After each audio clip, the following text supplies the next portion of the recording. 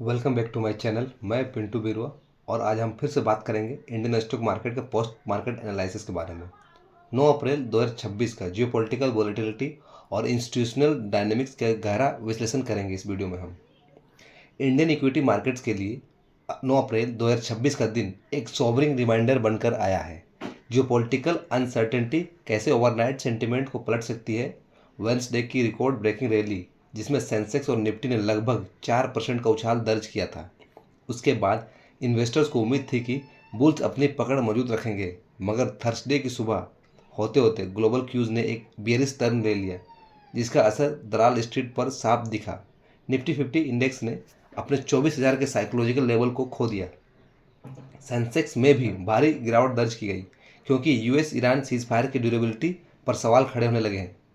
इस रिपोर्ट में हम विस्तार से चर्चा करेंगे कि कैसे जियोपॉलिटिकल टेंशन, क्रूड ऑयल की कीमतों में फिर से आई तेजी और इंस्टीट्यूशनल फ्लोज ने आज के ट्रेडिंग सेशंस को इन्फ्लुएंस किया। बुधवार को 8 अप्रैल यानी 2026 को मार्केट में एक रिलीफ रैली देखी गई थी जब डोनाल्ड ट्रंप ने यूएस ईरान के बीच 2 हफ्ते के सीज फायर का ऐलान किया था। यूएस सेशन में सेंसेक्स 2946 पॉइंट्स और निफ्टी 874 पॉइंट्स बढ़कर बंद हुए थे, मगर 9 अप्रैल को सिचुएशन बिल्कुल रिवर्स हो गई। निफ्टी 50 इंडेक्स थर्सडे को 23,775 के स्टार्ट पर बंद हुआ, जो 222 पॉइंट यानी 0.93 की गिरावट है। बीएसई सेंसेक्स 931 पॉइंट्स यानी 1.20% गिरकर 76,631 पर सेटल हुआ। मार्केट में इस उथल पुथल का मुख्य कारण सीज फायर वॉल्यूशन की खबरें और स्ट्रेट ऑफ हॉर्मुज का शिपिंग के लिए बंद रहना रहा। सेक्टोरियल डायनामिक्स की बात करें तो आईटी और बैंकिंग में सेलिंग प्रेशर था। सेक्टर परफॉर्मेंस की बात करें तो आज लगभग सभी प्रमुख सेक्टर्स में दबाव देखा गया, सिवाय मेटल्स और पीएसयू स्टॉक्स के। रेट सेंसिटिव सेक्टर जैसे बैंकिंग और ऑटो, जो वेंसडे को टॉप परफॉर्मर थे, आज करेक्शन के शिकार हुए। टीसीएस रिजल्ट और डिमांड आउटलुक। आईटी सेक्टर आज फोकस में था क्योंकि इंडिया के सबसे बड़ी आईटी कंपनी टीसीएस ने अपने Q4 फाइनेंशियल ईयर 26 का नतीजा पेश किए। टीसीएस का net profit year on year 12% बढ़कर 13,718 करोड़ रहा और रेवेन्यू 10% की ग्रोथ के साथ 70,698 करोड़ तक पहुंच गया। हालांकि रिजल्ट उम्मीदों के मुताबिक थे, मगर ग्लोबल अनसर्टेनिटी और यूएस ईरान वॉर के कारण आईटी स्पेंडिंग पर असर पड़ने की आशंका ने शेयर्स को नीचे धकेला। इन्फोसिस और एचसीएल टेक जैसे बड़े नेम्स में भी 2% की गिरावट देखी गई। बोफा ग्लोबल रिसर्च का मानना है कि प्राइवेट लेंडर्स के वैल्यूएशन हिस्ट्रिक लो पर है, मगर एफआईआईज की लगातार सेलिंग की वजह से मोमेंटम नहीं बन पा रहा है।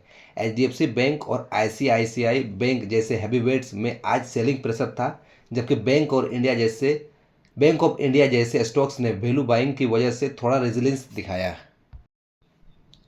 अब अगर बात करें एफआईआई और वर्सेस डीआईआई के बारे में, तो एफआईआईज ने लगातार सेलिंग किया है और डीआईआईज ने रेजिलियंस दिखाया है बाइंग में।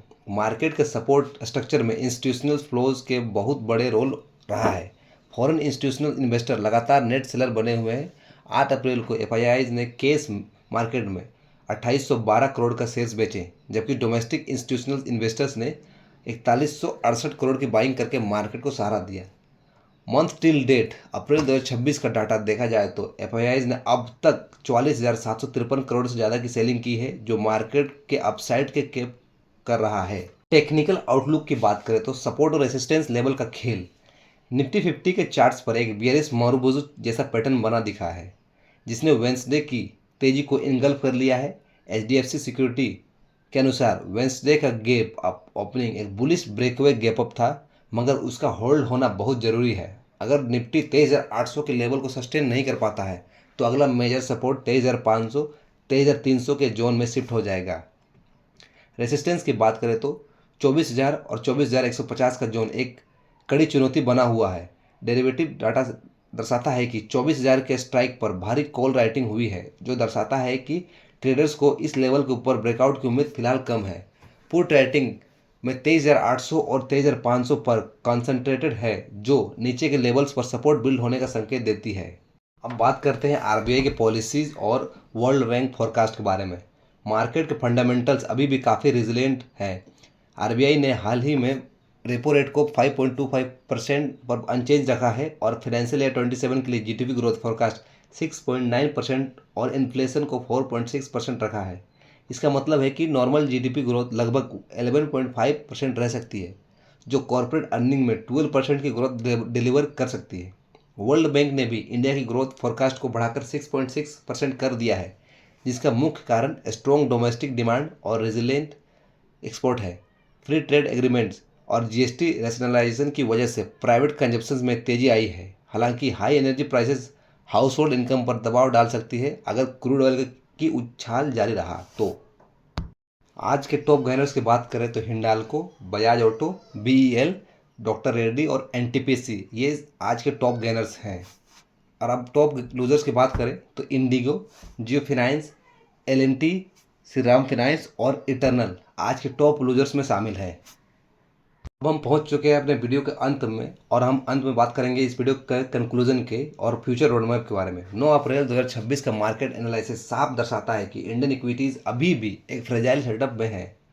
एक तरफ मजबूत डोमेस्टिक फंडामेंटल और डीआईआई की सपोर्ट है, तो दूसरी तरफ जियोपॉलिटिकल शॉक्स और एफआईआई की सेलिंग खतरा है।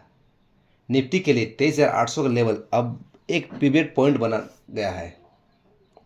इन्वेस्टर्स को आने वाले सेशन में दो चीज़ों पर बारीकी से नज़र रखनी होगी। पहला, वेस्ट एशिया से सीजफायर की ड्यूरेबिलिटी और स्टेट ऑफ हॉर्म्यूज का स्टेटस, और दूसरा Q4 अर्निंग सीजन की क्वालिटी। टीसीएस के बाद अब नज़र दूसरे आईटी जायंट्स और बैंकिंग रिजल्ट पर होगी। अगर कॉर्पोरेट अर्निंग मैनेजमेंट की तरफ से पॉजिटिव गाइडेंस आता है तो मार्केट जियोपॉलिटिकल नॉइज को इग्नोर करके दोबारा रिकवर दिखा सकता है। फिलहाल वॉलेटिलिटी का 20 के ऊपर होना दर्शाता है कि ट्रेडर्स को हेजिंग पर ध्यान देना चाहिए और एग्रेसिव लिवरेज से बचना चाहिए। रिसोर्स बेस्ड सेक्टर जैसे मेटल्स और डिफेंसिव सेक्टर जैसे पावर या फार्मा इस माहौल में बेहतर रिस्क रिवॉर्ड ऑफर कर रहे हैं।